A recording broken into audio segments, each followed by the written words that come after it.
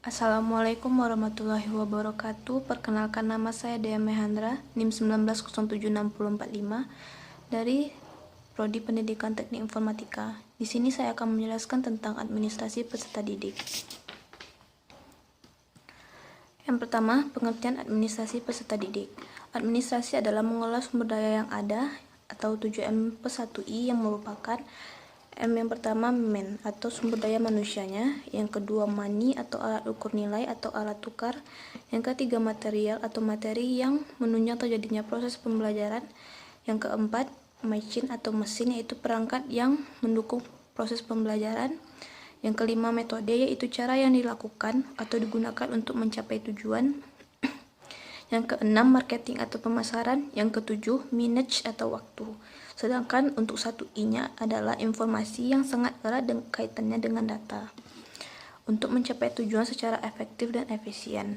Sedangkan peserta didik adalah anggota masyarakat yang berusaha mengembangkan potensi diri melalui proses pembelajaran yang tersedia pada jalur, jenjang, dan jenis pendidikan tertentu. Maka dapat disimpulkan pengertian dari administrasi peserta didik adalah proses pengurusan serta layanan dalam hal-hal berkaitan dengan murid di sekolah, mulai dari penerimaan murid baru, pembinaan selama murid berada di sekolah, sampai dengan murid menamatkan pendidikannya. Proses administrasi peserta didik dibagi menjadi 3 tahapan. Yang pertama, kegiatan awal tahun pembelajaran, yang kedua selama tahun pembelajaran, dan ketiga akhir tahun pelajaran. Kegiatan awal tahun pelajaran yang dilaksanakan setiap sekolah adalah melaksanakan penerimaan murid baru. Penerimaan murid baru adalah proses seleksi dan pencatatan murid yang memasuki sekolah tertentu setelah memenuhi persyaratan yang ditentukan oleh sekolah tersebut. Kegiatan-kegiatan dalam penerimaan murid baru, ada beberapa kegiatan yang harus dilakukan, yaitu penetapan daya tampung, penetapan syarat-syarat murid baru, dan menentukan panitia atau petugas penerimaan murid baru. Selanjutnya, kegiatan selama tahun pelajaran. Kegiatan atau langkah lebih lanjut setelah murid diterima di sekolah adalah membina murid tersebut sehingga berkembang kemampuannya secara maksimal sesuai dengan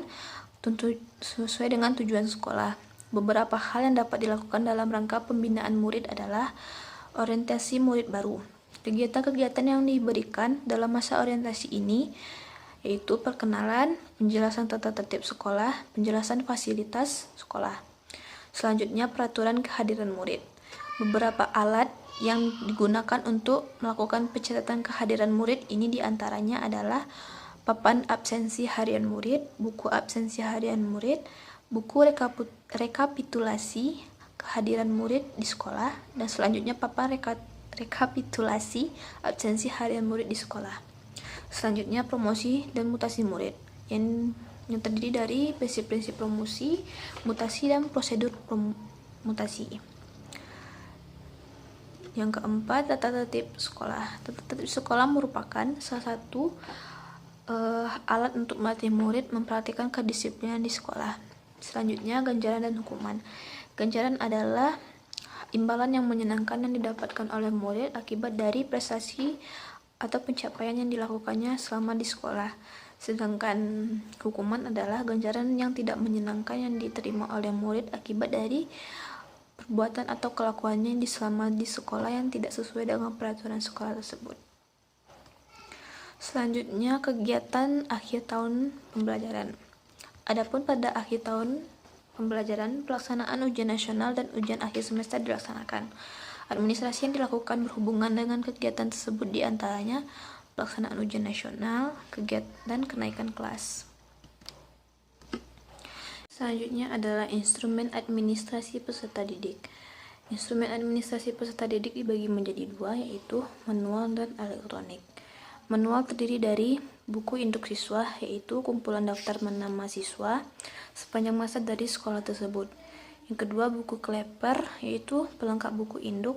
Selanjutnya, daftar presentasi, daftar mutasi peserta didik, buku catatan pribadi peserta didik, daftar nilai, yaitu daftar yang berisi nilai-nilai mahasiswa, nilai-nilai siswa.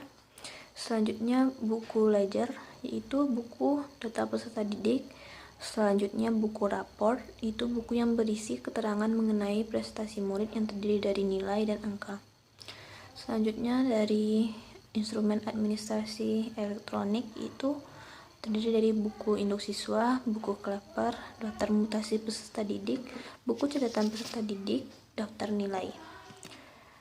Peran guru dalam administrasi peserta didik. Di antara peranan guru dalam pengelolaan murid adalah yang pertama, guru dapat dilibatkan dalam penerimaan murid baru dengan menunjuk mereka sebagai panitia penerimaan yang dapat melaksanakan tugas-tugas teknis mulai dari pencatatan penerimaan sampai dengan pelaporan pelaksanaan tugas. Selanjutnya, peranan yang besar dalam masa orientasi dipegang oleh guru kelas 1 di samping kepala sekolah. Tugas guru adalah membuat murid dapat lebih cepat beradaptasi dengan lingkungan sekolah. Selanjutnya, untuk pengaturan kehadiran murid di kelas, guru pun mempunyai andil yang sangat besar. Dan guru harus mampu menciptakan suasana yang dapat mendorong siswa untuk dapat termotivasi untuk senantiasa berprestasi tinggi. Dan yang terakhir, guru juga harus berperanan besar dalam menciptakan disiplin di sekolah atau kelas yang baik.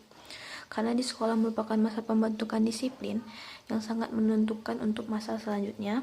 Untuk membuat murid disiplin, guru diharapkan mampu menjadi contoh atau panutan bagi murid-muridnya. Sekian hasil presentasi saya mengenai administrasi peserta didik. Jikalau ada kata saya yang salah, saya mohon maaf. Wabillahi taufiq wal hidayah. Assalamualaikum warahmatullahi wabarakatuh.